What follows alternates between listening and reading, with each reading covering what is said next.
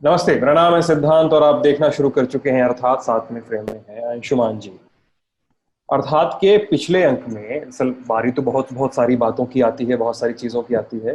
पिछले अंक में अन्य अनुपम की कहानी सुनी थी अंशुमान जी से, एक टैक्स पेयर की, ईमानदार टैक्स पेयर की डायरी। डायरी। अनुपम क्या क्या कितने कितने चीजों पर टैक्स देता है। अनुपम कोई भी हो सकता है, तो अनुपम कितने टैक्स देता है, उस टैक्स के बदले सरकार उसको क्या दे रही है। सरकार एक मजदूर को, एक किसान को, एक बिजनेसमैन को, एक सर्विस क्लास को क्या दे रही है। तो इन सब चीजों के बारे में पिछली बातचीत थी हमारी सारी। और आगे बढ़ने के पहले, अर्थात में जाने के पहले, इस बार का अर्थात बहुत ज्यादा रोचक होने वाला है सबके लिए। तो इस बार के अर्थात में जाने के पहले अंशुमान जी, इंडिया टुडे हिंदी में क्या छपा है इस बार? सिद्धांत, इस बार का अंक दरअसल ये पूरी जो कश की कशमकश है ना, नशे की कशमकश है, और जिसको लेकर अब कई तरीके की बहसें भारत में शुरू हो गई हैं। वीड को लेकर, कैनबीस को लेकर, मैरिजुआना को लेकर लेकर इन बहसों पर केंद्रित है अंक कि क्या है ये पूरी कश की कशमकश, ये नशे की कशमकश क्या है, कैसे पूरी दुनिया के देश इस तरीके की वीड्स को या इनसे कैसे, किन कानूनों के तहत निपट रहे हैं और भारत में उनकी परिस्थिति क्या है। इस पर केंद्रित है इस बार का अंक, जिसका सूत्र स्वाभाविक रूप से जो ताजा ड्रग्स का या नशे का विवाद चल रहा है हॉलीवुड में उससे है। पर इंडिया टुडे अपनी परंपरा के हिसाब से इस पूरे घटनाक्रम को बहुत गहराई से शोध के साथ आपके सामने लाने की कोशिश करती है, जिसमें आप इस पूरी कशमकश के सारे आयाम समझ सकेंगे। और वीड वीड के बारे में जहाँ तक मुझे याद आया कि साल 64 या 65 तक भारत में वीड लीगल भी था। लीगल भी था जी। हाँ, लीगल भी था, फिर बाद में वो इलीगल ड्रग्स की श्रेणी में आया। चलिए आगे बढ़ते हैं, अर्थात में आ गए हैं हम। इस बार का अर्थात का शीर्षक है न मानो मगर हकीकत है। तुम न मानो मगर हकीकत है। तुम न मानो मगर हकीकत है। किस चीज को न मानने की बात हो रही है? सिद्धांत, लगातार हम लोग अर्थात में और अलग अलग कार्यक्रमों के जरिए इस बात पर अर्थव्यवस्था के तमाम आयामों पर चर्चा करते रहे हैं। कृषि एक ऐसा आयाम है, खेती एक ऐसा आयाम है जिसको बहुत सारे हमारे दर्शक प्रश्न भी पूछते हैं कि कृषि पर हमारी चर्चा क्या होनी चाहिए। तो आज हम उस विषय की तरफ जाते हैं। और जैसे ये शीर्षक इसका ये बता रहा है कि जो कृषि की हकीकत है, सरकार उसे स्वीकार करने को तैयार नहीं है। और इस समय जब अभी खासकर तो बहुत हीटेड टॉपिक है। मतलब हम शुक्रवार 18 सितंबर को ये शूट कर रहे हैं।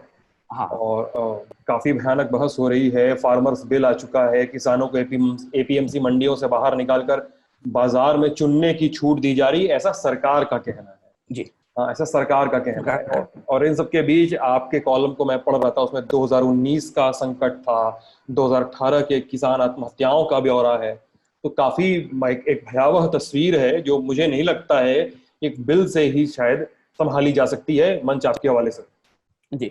दो बड़ी घटनाएं हैं हमारे सामने कृषि के संदर्भ में इस समय, जिसके आधार पर हम पूरी खेती को गहराई से समझने की कोशिश करेंगे और हमें जानने की कोशिश करेंगे कि सरकारें कितनी गाफिल हैं, सरकारें कितनी गफलत में हैं गांव और जमीन की कृषि की परिस्थितियों को लेकर। और ये बिल उसका सबूत है। इस बिल पर भी हम चर्चा करेंगे।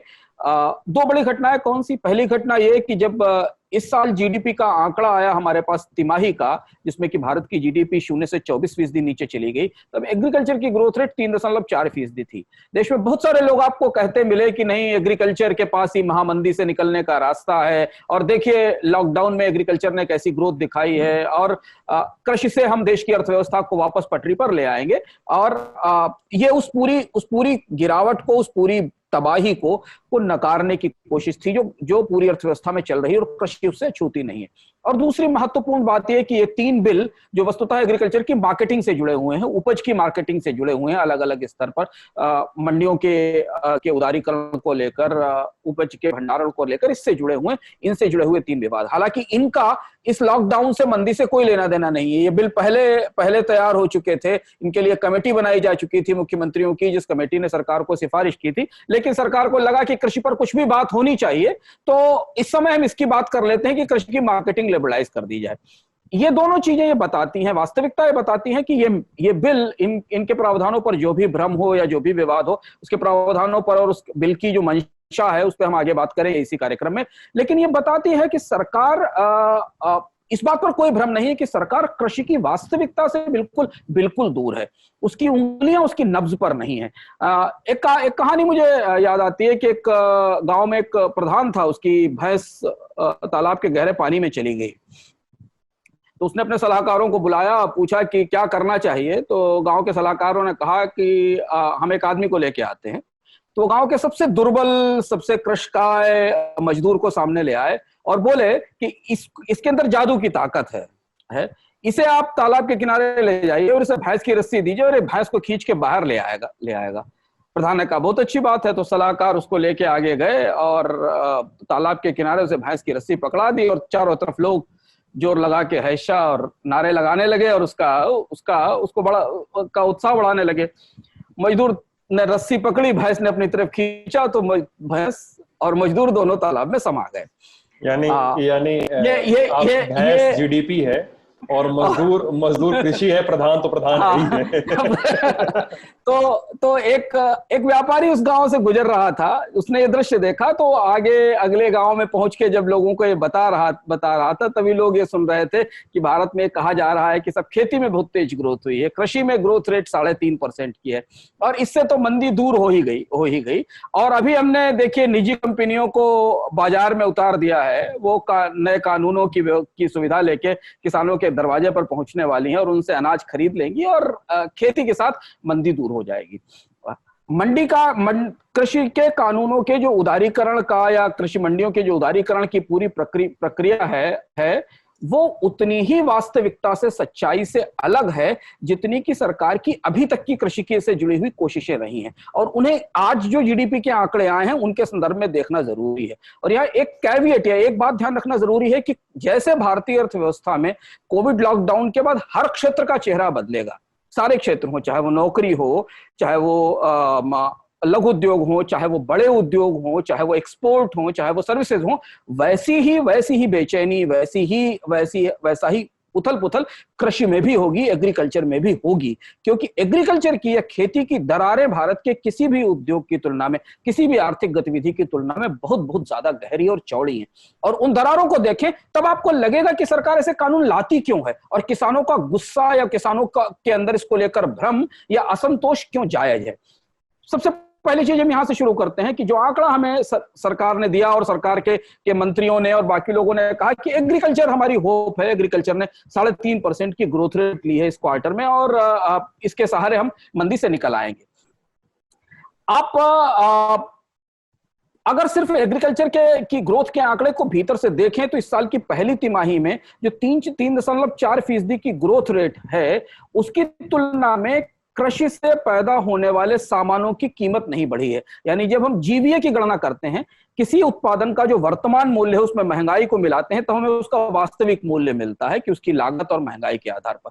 बल्कि इस साल जब खेती की पैदावार को हमने जीडीपी को उबारने वाली या जीडीपी की वैतरणी मान लिया, उस साल कृषि में जीवीए या कृषि में मूल्य बढ़ने की गति जो पिछले साल 8.6% थी, सिद्धांत तो इस साल 5.7% रह गई।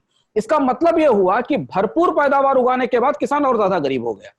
इस साल जब किसानों ने संकट के दौरान या लॉकडाउन के दौरान सारे जोखिम लेकर रबी की पैदावार अच्छी की, तो पहली तिमाही का जो जीडीपी का जीवीए का आंकड़ा है, जहां पर हम किसी भी कृषि आर्थिक उत्पाद के मूल्य की गणना करते हैं कि उसकी कीमत कितनी है, तो किसान और ज्यादा गरीब हो गए। और इस खेती से हम ये उम्मीद कर रहे हैं और ये मान रहे हैं कि इस खेती के जरिए हम मंदी से उबर आएंगे। हम भूल गए कि 2019 में यही खेती डिस्ट्रेस में थी और तब यहां समर्थन मूल्य बढ़ाने के बाद सरकार ने किसानों को वजीफा दिया था और सिर्फ इसलिए वजीफा दिया था कि समर्थन मूल्य बढ़ाने का फायदा भी किसानों को नहीं मिल पा रहा है, उनकी आय में बढ़ोतरी नहीं हो पा रही है, इसलिए सरकार को हर तिमाही उनके खाते में पैसा डालना चाहिए, जो एक छोटी सी राशि थी।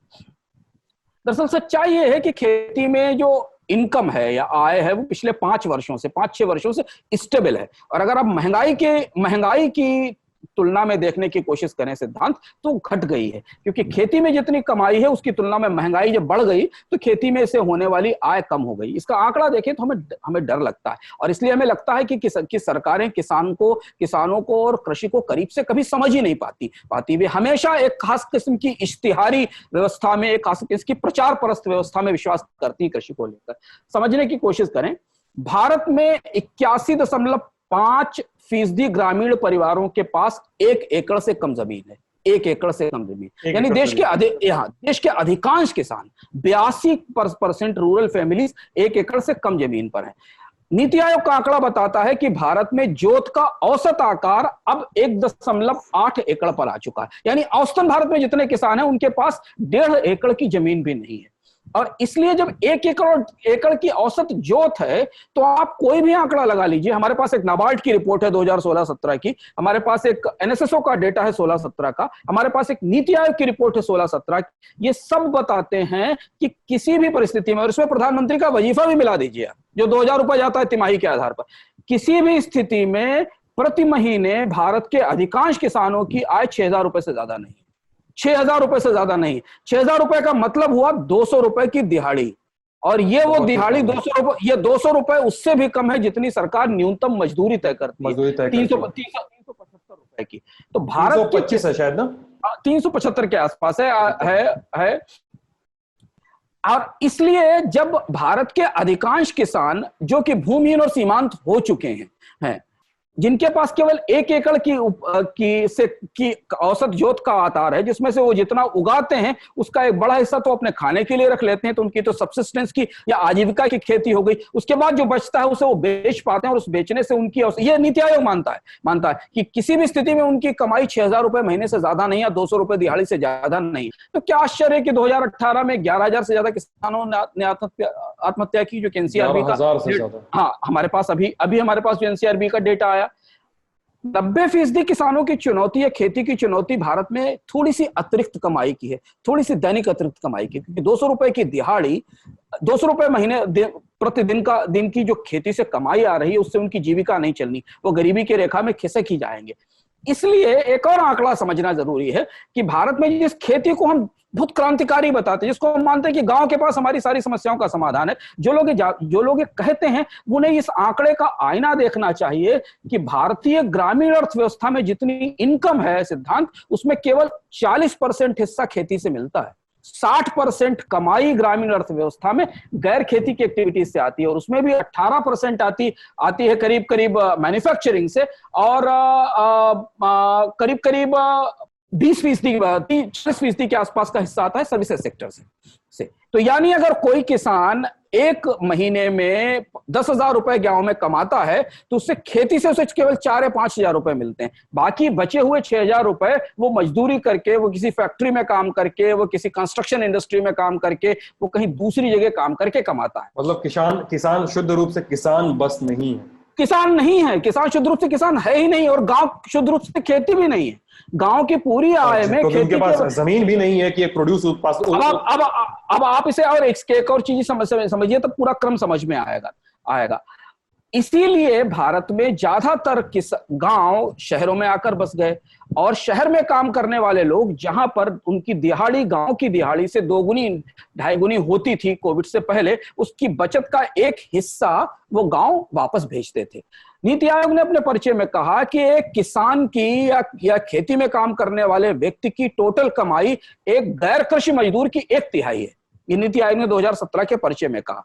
यानी कृषि से जितना पैसा किसी को मिलता है वो गैर कृषि कामों से मिलने वाली कमाई से 1/3 है। तो इसलिए शहर में जो काम करने वाले, इसलिए इनवेरेबली अनिवार्य रूप से किसी गांव के किसान, जितने भी छोटे भूमिहीन किसान हैं और सीमांत किसान हैं, जिनकी संख्या अधिकांश है, मतलब 85% के आसपास, 86% के आसपास किसान ऐसे हैं जो छोटी जोत के हैं, 1 एकड़ 1.5 एकड़ के आसपास की जोत के हैं। उनके यहाँ से कोई ना कोई व्यक्ति शहर में काम करता है, और वो शहर की अपनी दिहाड़ी जो कोविड लॉकडाउन से पहले 500 रुपए के आसपास हुआ करती थी, उससे वो बचत गांव भेजते थे। अब आज जो वो बचत गांव भेज रहे थे और किसान गांव में अपने परिवारों को गरीबी से रोकने के लिए बचाने की कोशिश कर रहे थे, वो तो वापस गांव चले गए। तो आप एक तो खेती जहां कोई कमाई नहीं, नीति आयोग को यह कहना पड़ा कि हमको खेती की आय दोगुनी करनी पड़ेगी। उनका जो भी कैलकुलेशन आप कर लें, जितने कैलकुलेशन सरकार के पास उपलब्ध है, वो किसी भी स्थिति में ये नहीं बताते कि किसानों को 200 से 250 रुपए प्रतिदिन से ज्यादा की कमाई होती है। वहां ये लोग गांव के पे जाकर आप वापस उस पर बैठ गए। अब इस परिस्थिति में इस तीनों क्रम को समझिए, फिर हम आगे समझने की कोशिश करते हैं कि गांव की ये कानून क्यों, या इस तरीके के कानून क्यों वास्तविकता से अलग होते हैं। पहली चीज, कृषि में जोत का आकार 1 से 1.5 एकड़ होना, जिसमें सिर्फ आप अपनी जीविका, अपने परिवार के खाने भर की खेत की पैदावार कर सकते हैं। दूसरी चीज, किसान जो थोड़ी बहुत अतिरिक्त आय फल सब्जी उगाकर कमाता था किराए पर जमीन लेकर, क्योंकि वो तेजी से पैदा होने वाली फसल थी, जिसके जरिए वो जाके बाजार में बेचकर रोज पैसा कमा लेता था। इसलिए भारत में हॉर्टिकल्चर का उत्पादन फूड ग्रेन के उत्पादन से दोगुनी गति से बढ़ा। उसकी वजह यह थी कि किसानों को लगा कि अनाज उत्पादन से वो हमेशा गरीब रहेंगे। भारत में अनाज की खेती गरीबी की खेती है, क्योंकि अनाज का जो टर्म्स ऑफ ट्रेड है वो किसानों के पक्ष में है ही नहीं। तो वो उन्होंने फल और सब्जियां उगाना शुरू किया, दूध का काम करना शुरू किया। लेकिन वहां भी बड़े किसान आ गए, क्योंकि फल सब्जी उगाने की अपनी एक लागत है, उसमें कीटनाशक की जरूरत पड़ती है, उसमें पानी की जरूरत पड़ती, उसमें आपको बाजार चाहिए, उसमें आपको तत्काल लॉजिस्टिक्स चाहिए पहुंचाने के लिए, कोल्ड स्टोरेज की फैसिलिटीज नहीं है, प्रोसेसिंग की सुविधा नहीं है। तो किसान उसमें बहुत बड़े पैमाने पर बर्बाद भी हुए और होते भी। इसीलिए हमारे बात देखते हैं कि कहीं आलू फेंका जाता है, कहीं दूध फेंका जाता है, कहीं मिर्चा फेंका जाता है, कहीं सब्जियां फेंकी जाती। तो ये वो हॉर्टिकल्चर का जो साइकिल है, उसमें धीमे धीमे छोटे किसान जाकर ट्रैप में फंस गए। क्यों? वो भी कोशिश थी कि थोड़ी अतिरिक्त कमाई हो जाए। 100 रुपए 200 रुपए रोज हम अपनी सब्जी तोड़कर बाजार लिए जाएंगे, 200 रुपए हमारे पास आ जाएंगे रोज काम चलाने के लिए। तो वो प्रक्रिया भी अधूरी सफल है, कहीं ठीक है, कहीं नहीं सही है। दूसरी चीज, पूरी की पूरी ग्रामीण अर्थव्यवस्था में खेती से मिलने वाली कमाई केवल 40%। 60% के लिए आपको किसी शहर में रिक्शा चलाना है, किसी कंस्ट्रक्शन साइट पर काम करना है, कहीं शहर में जाकर कोई दूसरा काम करना है, किसी बाजार में जाकर पल्लेदारी करनी है, सामान उठाना है, तब आप जाकर खड़े हो सकते हैं। और तीसरी चीज कि जो शहरों से गांव में जाने वाला पैसा था, जितना ट्रांसफर होता था, जो कि लगभग जीडीपी का 2% था, जिस पर हम विस्तार से चर्चा कर चुके हैं जब हमने माइग्रेशन वाले श्रमिकों के मामले में चर्चा की थी। अर्थात में तो हमने विस्तार से बताया था कि गांवों से शहरों से गांवों को होने वाले फंड का ट्रांसफर कितना है, जिससे कि ग्रामीण अर्थव्यवस्था को बहुत सहारा मिलता, वो भी बंद हो जाना। ऐसी परिस्थिति में ये दिखाई देता है कि कृषि की बुनियादी समस्या, कृषि की बुनियादी दरारें बिल्कुल दूसरी हैं। आप याद कीजिए सिद्धांत, वो पुराना वादा जो चुनाव से पहले किया गया था कि समर्थन मूल्य के ऊपर 50% का मुनाफा दिया जाएगा, और फिर उसके बाद सरकार कैसी बगले झांकती दिखाई दी, और इधर उधर नहीं, हमने ये नहीं कहा था, ऐसा नहीं कहा था। याद कीजिए 2014 का भूमि अधिग्रहण कानून, जिसे सरकार लेकर आई और किसानों को ऐसे फायदे गिनाने की कोशिश की गई जैसे कि जमीन दे देने पर उनके गांव में विकास की नदियां बहने लगेंगी। और लेकिन उसके बाद कितनी शर्मिंदगी के साथ उस पूरे कानून को वापस लेना पड़ा, और वो कानून ठंडे बस्ते में चला गया, भूमि अधिग्रहण कानून पास नहीं हो पाया। और अब ये 3 नए कानून जो आए हैं, जो वस्तुतः बाजार का या उपज के बाजार का उदारीकरण करते हैं। ये तीनों गतिविधियां हमें, तीनों घटनाएं हमें बताती हैं कि वास्तविक की कहीं दूसरी तरफ है और सरकार की कोशिशें कुछ दूसरी हैं। जैसे ये जो तीनों कानून हैं, ये बाजार में व्यापारियों की संख्या बढ़ाने के कानून हैं। यानी पहले खेती की उपज खरीदने वाले अगर किसी बाजार में 100 व्यापारी थे, तो अब वहां 200 व्यापारी हो जाएंगे। पहले एक सरकारी मंडी चलती थी, अब एक प्राइवेट मंडी भी आ जाएगा, प्राइवेट व्यापारी भी आ जाएगा। समस्या है बिल्कुल दूसरी है सिद्धांत। समस्या ये है कि भारत में फसलों के मूल्यवर्धन की, वैल्यू एडिशन की, उत्पाद बनाने की तो नीतियां कागजों पर है। हम पिछले 15 साल से फूड प्रोसेसिंग को सुन रहे हैं, लेकिन भारत में फूड प्रोसेसिंग में कुछ नहीं हुआ। सरकार के दखल से खेती का बाजार बुरी तरह बिगड़ चुका है। किसान यहां ज्यादा उगाकर गरीब हो रहा है। शायद दुनिया में सिर्फ भारतीय खेती में और भारतीय किसान ऐसा होगा जिसे मांग और आपूर्ति के सिद्धांतों के विपरीत ज्यादा पैदा करने के लिए मजबूर किया जाता। और हम उसकी तारीफ करते हैं कि तुमने बहुत ज्यादा पैदावार कर दी, तुम तो अन्नदाता हो। लेकिन बाजार जितनी वो प्रोड्यूस कर रहा है, ना तो बाजार उसे खपाने की स्थिति में है, ना बाजार उसे प्रोसेस करने की स्थिति में, ना बाजार उसे निर्यात करने की स्थिति में है। अब आप सोचो कि जब बाजार में मांग ही नहीं है, सरकार इतने उपज का पैसा नहीं दे पा रही है, तो प्राइवेट व्यापारी कृषि कल्याण करने थोड़ी निकला है कि वो घाटा उठाकर इसकी दोगुनी कीमत दे देगा।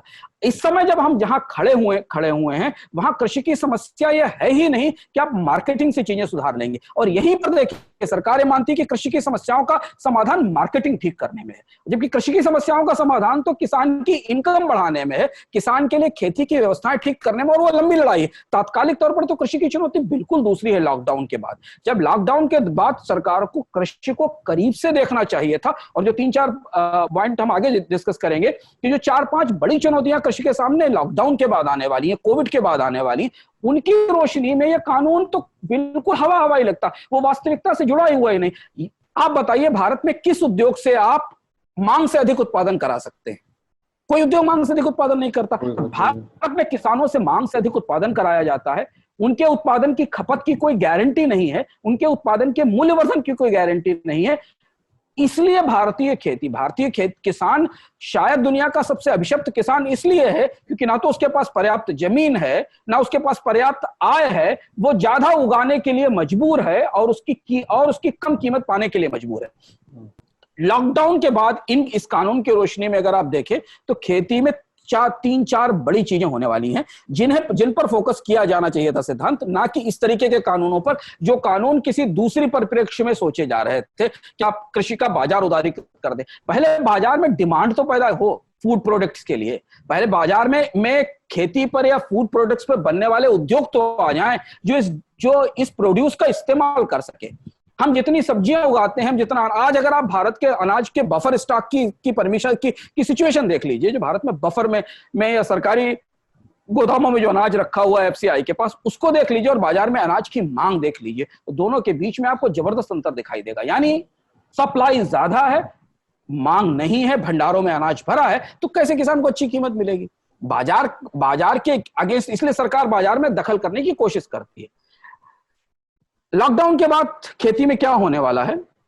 खरीफ में अनाज की बुआई का रकबा बढ़ना बिल्कुल अच्छी खबर नहीं है। इस पर हमने बहुत तालियां बजाई कि 30% या 28% भारत में खरीफ में अनाज की बुआई का रकबा बढ़ गया। दरअसल ये रकबा बढ़ना बताता है कि किसान जो अनाज छोड़कर नकदी फसलों की तरफ जा रहे थे और उनसे थोड़ी अतिरिक्त कमाई कर पा रहे थे, वो वापस अनाज की शरण में लौट आए, क्योंकि लॉकडाउन के दौरान उन्हें अपनी नकदी फसलों में इतना ज्यादा नुकसान हुआ। कहीं लोगों ने अपनी सब्जी के ऊपर ट्रैक्टर चला दिया, कहीं लोगों को अपना सामान फेंकना पड़ा, कहीं उनकी मंडी तक सब्जी नहीं पहुंची, 4-4, 5-5 हफ्ते तक बाजार नहीं खुले, वो सामान लेकर निकले तो पुलिस ने उनको पीटा। तो किसानों ने अपनी जीविका को बेहतर करने के लिए अनाज से बाहर निकलकर जिन चीजों को उगाना शुरू किया था और जिनसे उन्हें थोड़ी बेहतर आय मिलने की उम्मीद थी, वो उम्मीद छोड़कर वो वापस अनाज की खेती में फंस गए, जो उनको हमेशा गरीब रखने वाली। भारत में अनाज की खेती स्थायी गरीबी, क्योंकि अनाज की खेती का अनाज का बाजार भारत में सरकार नियंत्रित करती है और पूरी दुनिया में अनाज का उत्पादन बड़े पैमाने पर होता है। इसलिए भारत के पास अनाज के निर्यात की क्षमता नहीं है और भारतीय बाजार अंतर्राष्ट्रीय कीमतों से भी प्रभावित होता है, क्योंकि अगर पूरी दुनिया में गेहूं की कीमत जो होगी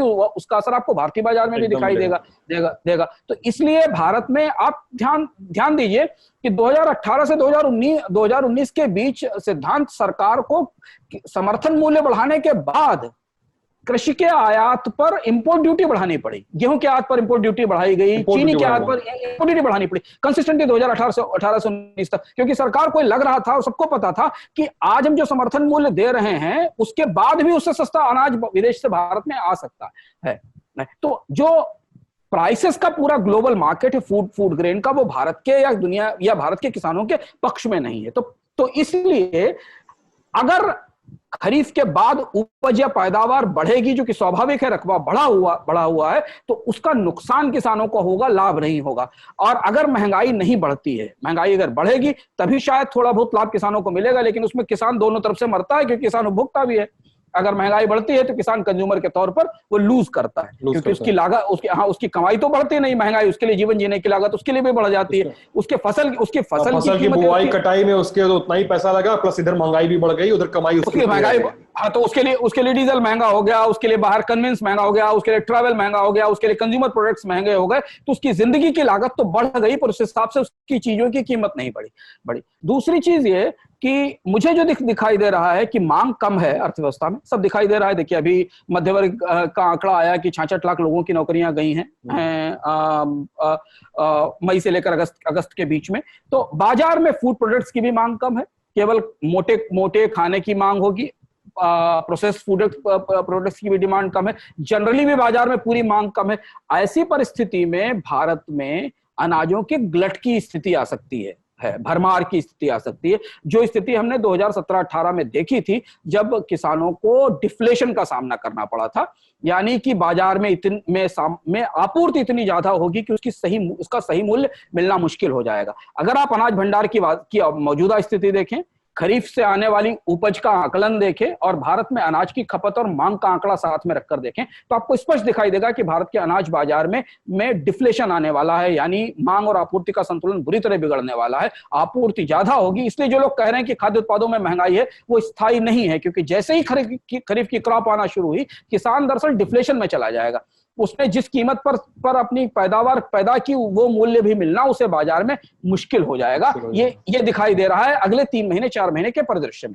इसके बाद एक बात और समझना जरूरी है, जो सबसे महत्वपूर्ण बात है, कि भारत में 50 करोड़ लोग या करीब करीब 55% ग्रामीण ऐसे हैं सिद्धांत, जिनके पास जमीन का एक टुकड़ा तक नहीं है।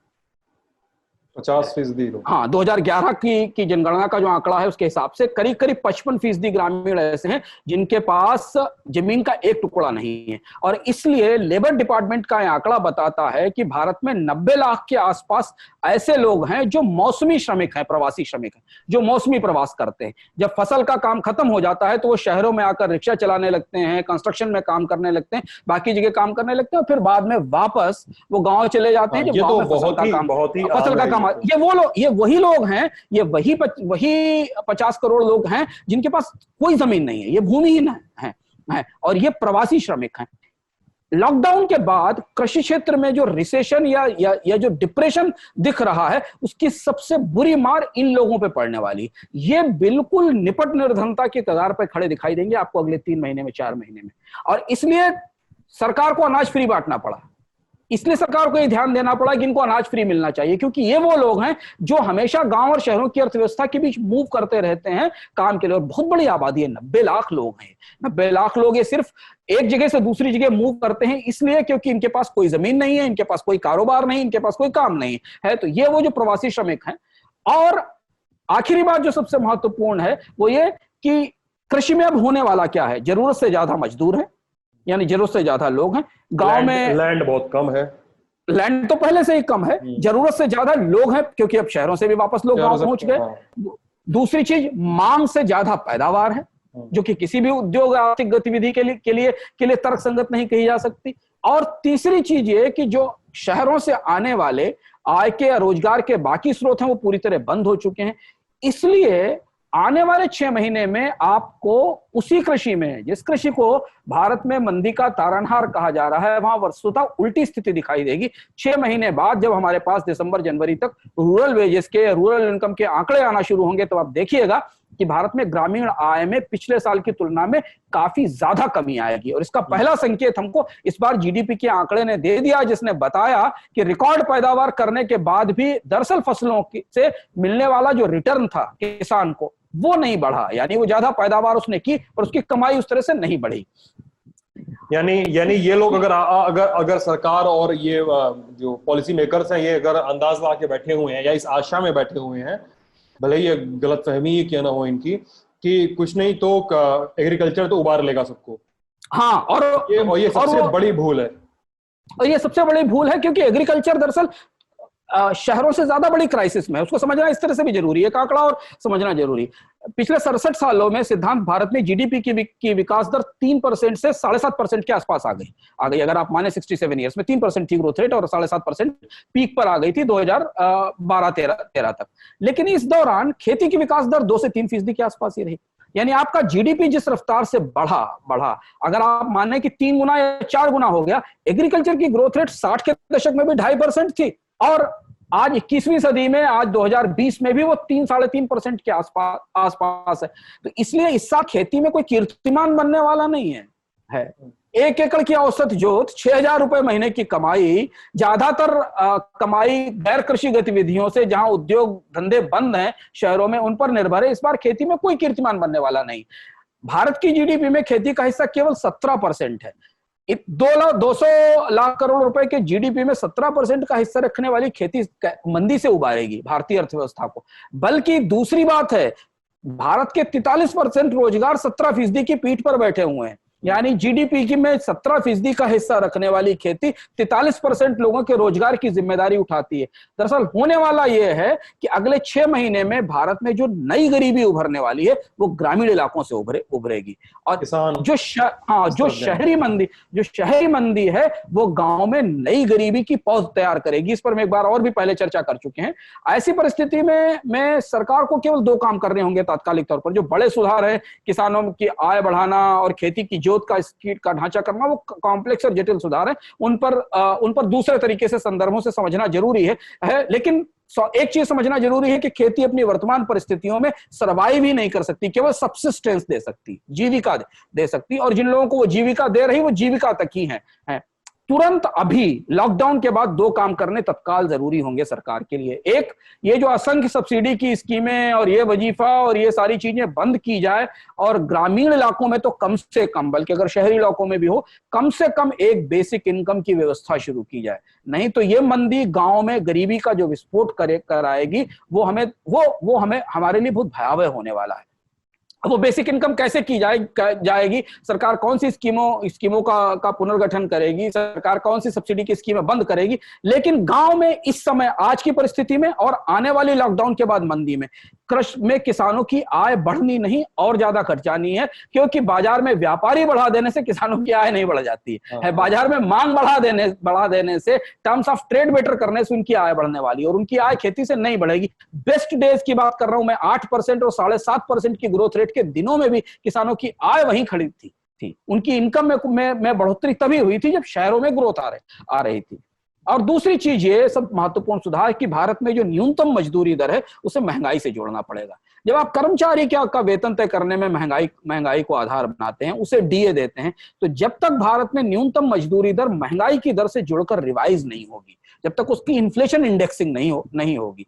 हमने एक बार तय कर दिया लेकिन महंगाई किस लेवल से बढ़ रही है? अगर 300 रुपए की दर है, पर आप जीवन जीने की लागत शहरों और गांव में किस तरह से बढ़ रही, तब तक हम ये निर्धारित नहीं कर पाएंगे कि वास्तविक रूप से लोगों की आय और कमाई उनकी जिंदगी जीने की लागत से तालमेल कर पा रही है कि नहीं कर पा रही है।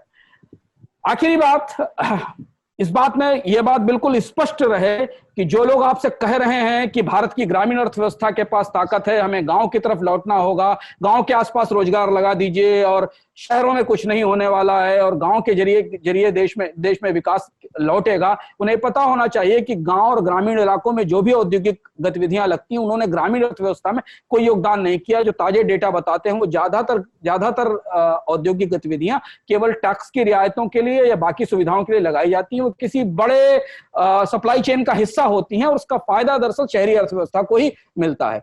गांव अपनी मौजूदा परिस्थिति में और आने वाले 10-12 सालों में भी भारतीय अर्थव्यवस्था को उबारने की क्षमता नहीं रखते।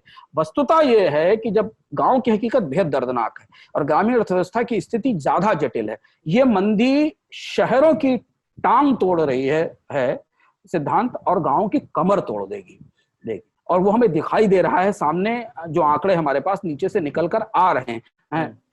शहर जब तक मंदी की गर्त से निकल के तरक्की की सीढ़ी नहीं चढ़ेंगे, सिद्धांत, गांव उठकर खड़े नहीं होंगे।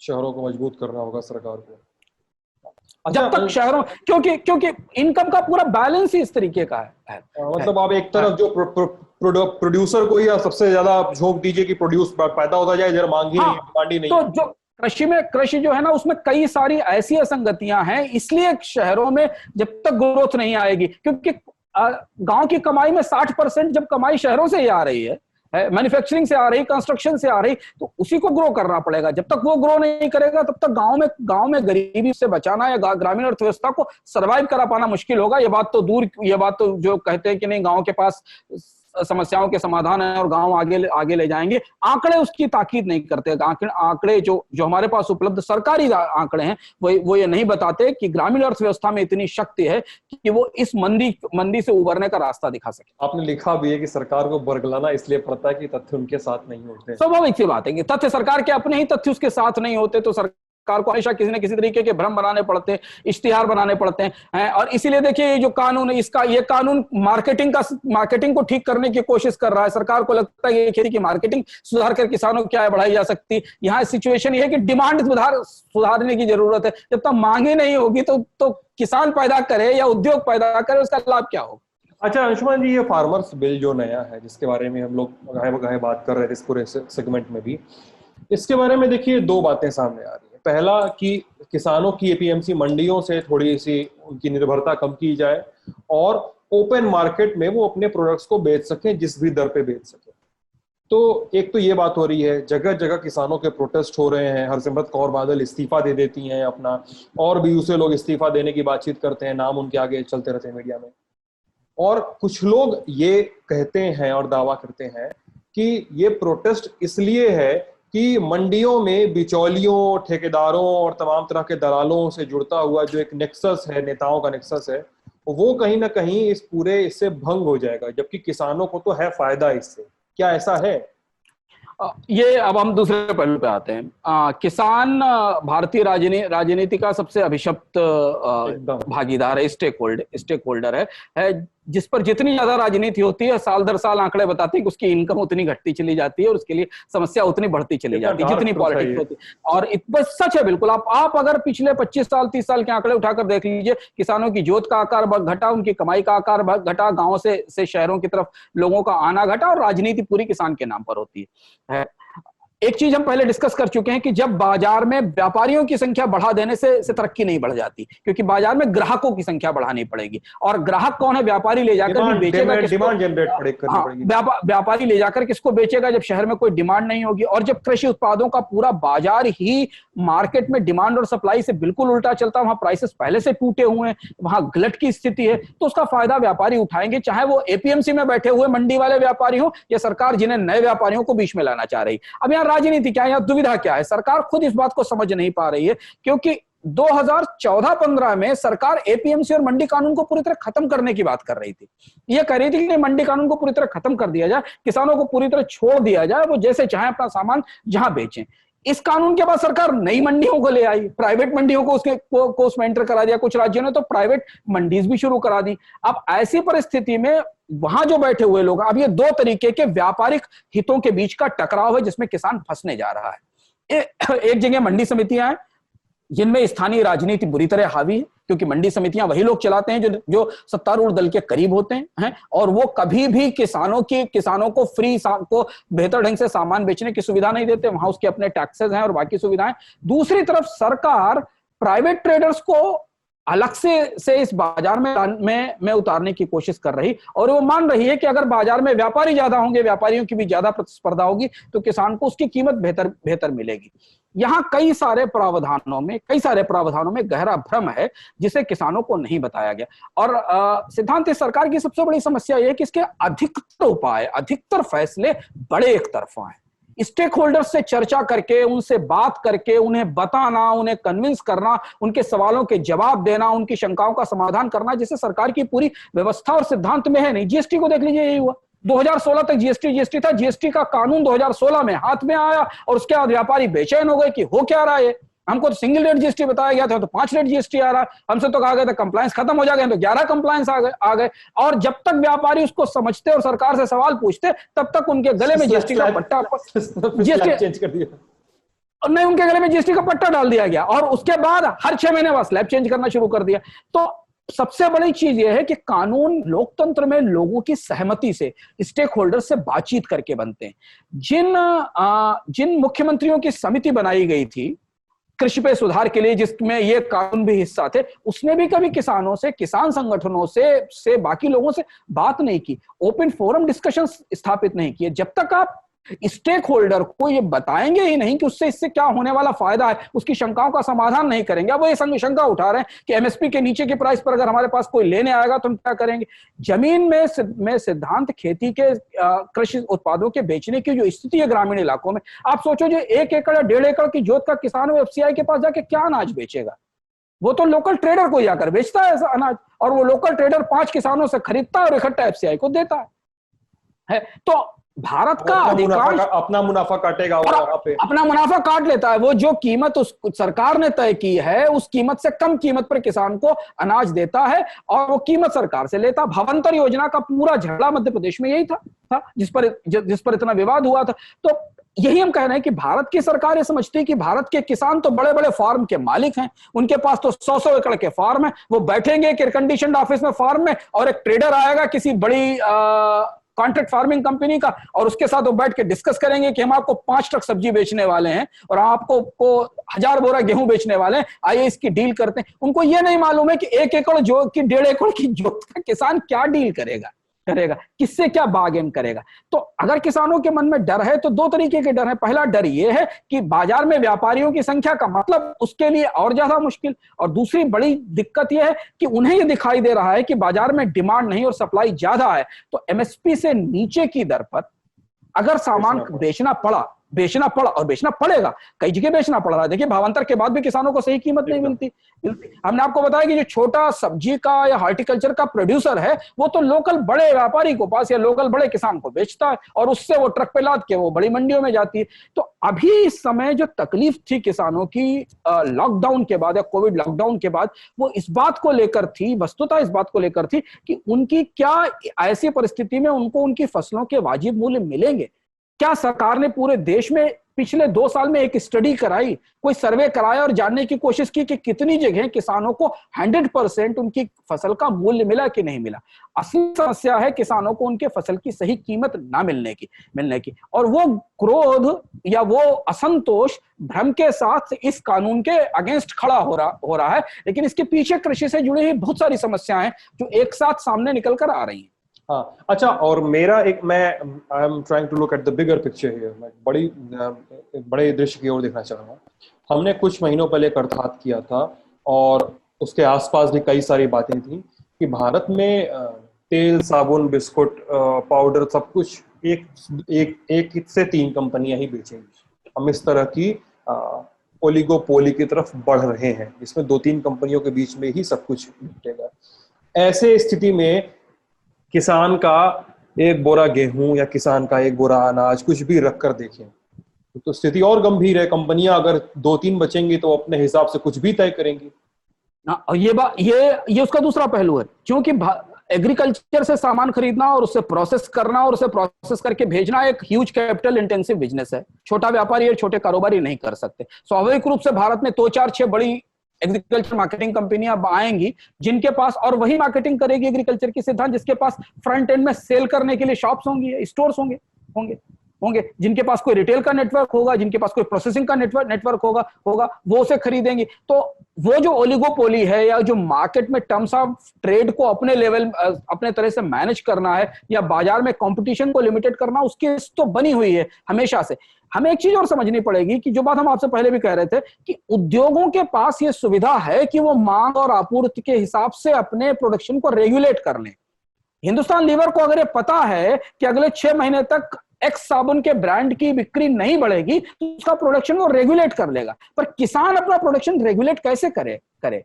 किसान के पास गेहूं खरीदने वाले आईटीसी को, हाँ, क्योंकि किसान जो प्रोड्यूस कर रहा है उसके पास उसके स्टोरेज की कैपेसिटी नहीं है, स्टोर करने की अपनी अलग कॉस्ट है, तो उसे तो जो प्रोड्यूस है उसे सेल करना ही है। तो हमें दरअसल जो सरकारें समझ नहीं पा रही हैं और जो सरकारें कोशिश नहीं कर रही समझने की पिछले 4-5 साल से सिद्धांत, वो है भारत में एग्रीकल्चर में सरप्लस की क्राइसिस। एग्रीकल्चर में शॉर्टेज की क्राइसिस नहीं है, सरप्लस की क्राइसिस है। किसानों से इतना क्यों पैदा करा लिया जाता है जिसकी हम उसको कीमत ही नहीं दे पाते हैं। अब कार कंपनी से 100 कारें एक्स्ट्रा बनवा के देखिए, मांग से ज्यादा। तो जब हम एक सीमा से ज्यादा प्रोड्यूस कराते हैं तब हम उसे कामाफ्लाज करने के लिए, उसे ढकने के लिए तरह तरीके की कोशिशें करते हैं। यहां चुनौती यह है कि एग्रीकल्चर मार्केटिंग, एग्रीकल्चर प्रोड्यूस की सेलिंग, उसका प्रोसेसिंग एक एक बड़ी इंडस्ट्री का हिस्सा है, तो ये रिस्क जायज है और ये खतरा हमेशा रहेगा कि 4-5 या 2 या 3 बड़ी कंपनियां इस मार्केटिंग में चली आए। और अब दूसरा इसमें एक राजनीतिक पहलू भी है, क्योंकि इसमें 2 हितों के बीच टकराव हो रहा है। मंडियां कभी सरकार के हित साधती थी, राजनीतिक दलों के लिए मंडियां और मंडियों में काम करने वाले जो लोग थे और मंडी समितियां थी वो राजनीतिक संस्थाएं हैं, उनमें राजनेताओं का लाभ होता था। दूसरी तरफ अब सरकार ने उनके पैरेलल कुछ प्राइवेट कंपनियों को इजाजत दे दी, तो अब यहां 2 राजनीतिक प्रेशर ग्रुप्स के बीच टकराव शुरू हो गया है। इसलिए आप देखिए कि मंडियां चलाने वाले लोग भी इस कानून के बदलाव का विरोध कर रहे हैं और किसान भी इसका विरोध कर रहे हैं। तो अब ये जो दो राजनीतिक प्रेशर ग्रुप हैं, सरकार को लगता है कि शायद प्राइवेट कंपनियों को बीच में लाने के बाद बिचौलियों की व्यवस्था खत्म की जा सकती है और उनसे सीधे बिक्री कराई जा सकती है, लेकिन ये तो उसी मंडी सिस्टम का हिस्सा है जो पहले से चल रही है। अगर सरकार को वास्तव में मंडी सिस्टम को खत्म करना तो सब पूरी मंडी व्यवस्था को नए सिरे से बदलना चाहिए था। हमारे लिए हम एक व्यवस्था से तो पहले से परेशान थे, जहां आप कह रहे थे कि बिचौलिया थे, किसान यहां बेचने जा रहा था, वहां एक जगह और परेशान थे। एक दूसरा फ्रंट, एक नए तरीके की व्यवस्था पैरेलली और खोल दी गई।